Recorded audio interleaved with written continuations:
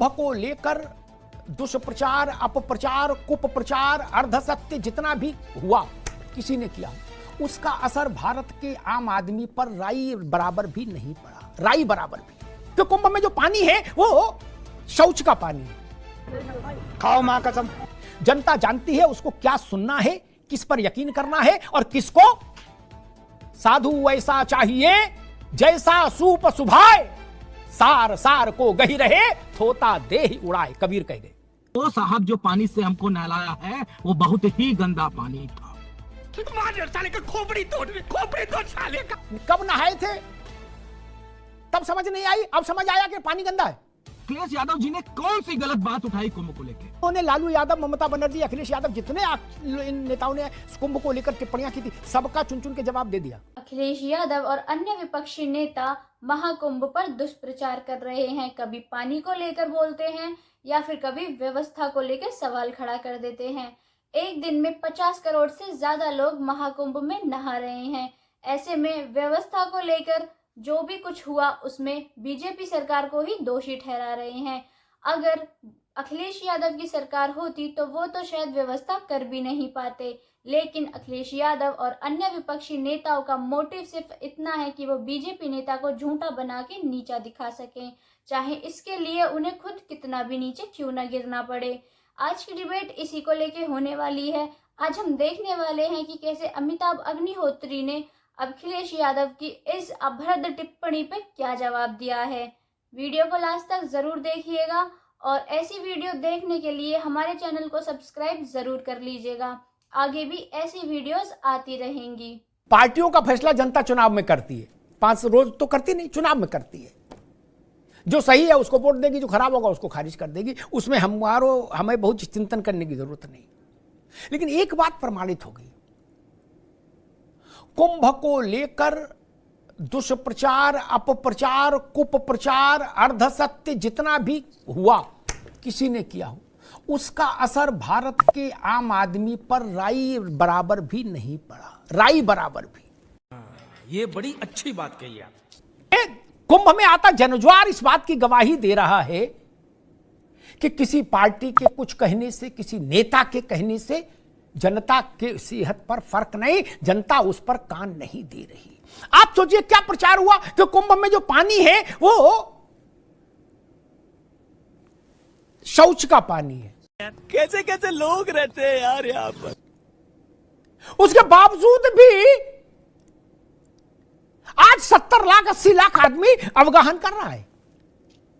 इसलिए पार्टियों को बड़े मुंह से बड़ी बात नहीं कहना चाहिए, अभी उनका स्तर छोटा है। जनता जानती है उसको क्या सुनना है, किस पर यकीन करना है और किसको। साधु वैसा चाहिए जैसा सूप सुभाए, सार सार को गही रहे, थोता दे ही उड़ाए, कबीर कह गए। भारत की जनता भी चित्त से साधु है। कुंभ पर जितना दुष्प्रचार हुआ उतना ही भीड़ बढ़ती गई। एक छोटी बात, छोटी उपलब्धि है। मानव जाति ने भारत छोड़ दीजिए, मानव जाति ने इतना बड़ा जन समागम कभी नहीं देखा अपने अस्तित्व से आज तक, कि भारत का दलित, भारत का वंचित, भारत का पिछड़ा, भारत का आदिवासी महाकुंभ में स्नान कर रहा है, राजनीतिक दलों की तू में को नजरअंदाज करते हुए। मनोज जी। जी अमिताभ जी बहुत धन्यवाद। मैं आपका बहुत आभार व्यक्त करूंगा, क्योंकि मैं डिबेट अपनी पिच पे करता हूं। नावेद जी को भी पता है, आपको भी पता है। कमोबेशी ये बात सामने आ गई कि जो 35 करोड़ का आंकड़ा है वो इस देश के पीडीए के लोगों का है। पीडीए में सब आते हैं, पिछड़े दलित अल्पसंख्यक को अगर किनारे कर दो तो जो और अल्पसंख्यक है वो भी आते हैं, चाहे वो जैन धर्म के हो, बौद्ध धर्म के हो, या पारसी धर्म के हो, या अगड़े वाले हो, सब आते हैं। मैं एक बात समझिए, एनडीटीवी अडानी का है। एक मिनट, एनडीटीवी अडानी का है। अडानी साहब जो हैं, अडानी साहब की टीवी चैनल पे ये रिपोर्ट आती है कि जो सनातन कुंभ हो रहा है, कुंभ का जो पानी है उसके इतने टेस्ट कराए गए और वो टेस्ट भारत सरकार की संस्था के द्वारा ये चीजें सामने रखी गई। अब योगी जी ने उसको कहा साहब ये सब गलत है, तो भैया मान लेते हैं कि गलत नहीं है। अबे साल और कितने लोगों को क्या प्रॉब्लम हुई है। एक जगत गुरु शंकराचार्य, वैसे अमिताभ अग्निहोत्री जी आपसे बेहतर कोई नहीं जानता कि भारतीय सनातन परंपरा में जगत गुरु शंकराचार्य की क्या भूमिका है। अगर उसको कोई पॉलिटिकल एंगल से देखे तो वो देखे, चूंकि उसकी आंखों में कोई फ्लोवा टाइप का कोई बीमारी हो गया होगा। उनका नाम है अभिमुक्तेश्वर महाराज जी, जो है द्वारिकाधीश के। अभिमुक्तेश्वरानंद जी महाराज जी। हाँ। अभिमुक्तेश्वरानंद जी का कहना है कि वो साहब जो पानी से हमको नहलाया है वो बहुत ही गंदा पानी था। साले का खोपड़ी तोड़ साले का। अब ये मनोज यादव, उनको बोलो योगी आदित्यनाथ की हिम्मत है तो बोल के दिखाए, बोले शंकराचार्य को क्यों बिल्कुल गलत बोल रहा है, बताए एनडीटीवी के खिलाफ कराए मुकदमा अगर हैसियत है योगी आदित्यनाथ की। संसदीय लोकतंत्र में पटल किसी भी पार्टी के कार्यालय से ज्यादा पवित्र है, ज्यादा जिम्मेदार है। इस बात को अच्छा लगे तो भी मान लो और बुरा लगे तो डबल मान लो, क्योंकि इससे बच के नहीं भाग सकते, मानना ही पड़ेगा। सरकार ने एक आंकड़ा रखा है पोल्यूशन का, और वो कब नहाए थे तब समझ नहीं आई, अब समझ आया कि पानी गंदा है। जब नहाए थे तो गंदा नहीं दिखाई दिया, तब तो अगर गंदा था तो तुरंत ही समझ आ जाता। 55 करोड़ की संख्या न किसी के बुलाने से आ सकती है, न किसी के रोके से रुक पाई। ये 60 करोड़ कैसे हो गए? नहीं, कोई का ब्राह्मण नहीं आए, कोई का ठाकुर नहीं आए, कोई का यादव नहीं आए, ये नहीं चलेगा ना। ये आपकी पार्टी का फंक्शन थोड़ी ना है यार। मजा आया। इनके ही समाजवादी पार्टी के नेता कहते हैं कि अरे भैया कुंभ में तो लोग चीलम पीने जाते हैं, 2-4 ट्रक बोलो तो मैं भी गांजा भिजवा दूं।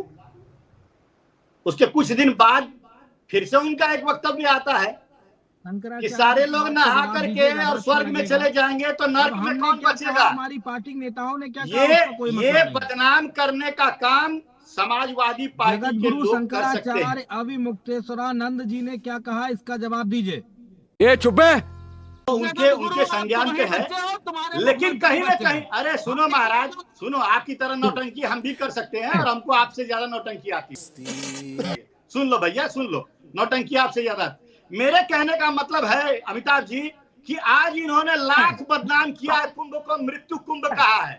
आज इन्होंने लाख बदनाम करके कुंभ में बहने वाले पानी को शौच का पानी कहा है, लेकिन आज भी करोड़ों लोग प्रतिदिन कुंभ में जाकर के अपनी आस्था की डुबकी लगा रहे हैं। उससे पहले एक बात जरूर कहूंगा, पार्टियों को छोड़िए, कौन पार्टी क्या कह रही, कौन नेता क्या कह रहा, सबकी के लिए कह रहा हूं।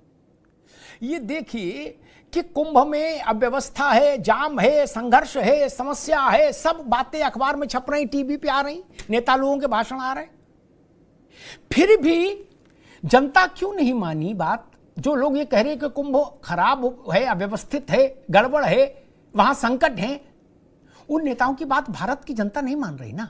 नहीं। साहब जी जवाब योगी आदित्यनाथ ने सदन में दिया, तो उसका ये मतलब बिल्कुल नहीं कि जो कह दिया वो ब्रह्मा जी की लकीर हो गई या राजा हरिश्चंद्र के खानदान से निकली हुई कोई बात हो गई।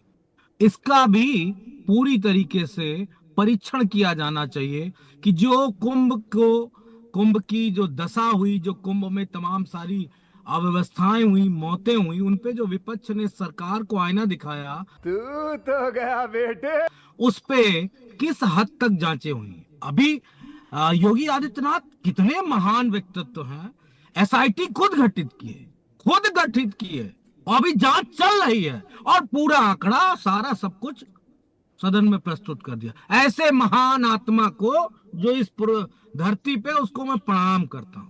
अभी तो जुडिशरी जांच और पता नहीं कौन कौन सी जांच होना बाकी है, लेकिन योगी आदित्यनाथ ने सब ऑल द वेल कर दिया और आप सब उसका महिमा मंडन करें, इसके लिए आपको भी कोटि कोटि प्रणाम। कम से कम योगी आदित्यनाथ तो बच गए महाकुंभ के महापाप से, इतना तो हो ही गया। बाकी जिसकी जान गई वो चली गई। कोई सेंस बात वो किसकी जान गई? वो गरीब की जान गई, किसी गरीब ब्राह्मण के परिवार की जान गई। कोई अंबानी और अडानी के घर का थोड़ी नहीं मरा, न किसी राजनेता के घर का कोई मरा। तो योगी आदित्यनाथ पीठ ऐसे ऐसे थपथपा ले, मीडिया पीठ थपथपा ले, और अगर जिसको खुश होना खुश लो, हमें कोई फर्क नहीं पड़ता। लेकिन अखिलेश यादव जी ने कौन सी गलत बात उठाई कुंभ को लेके?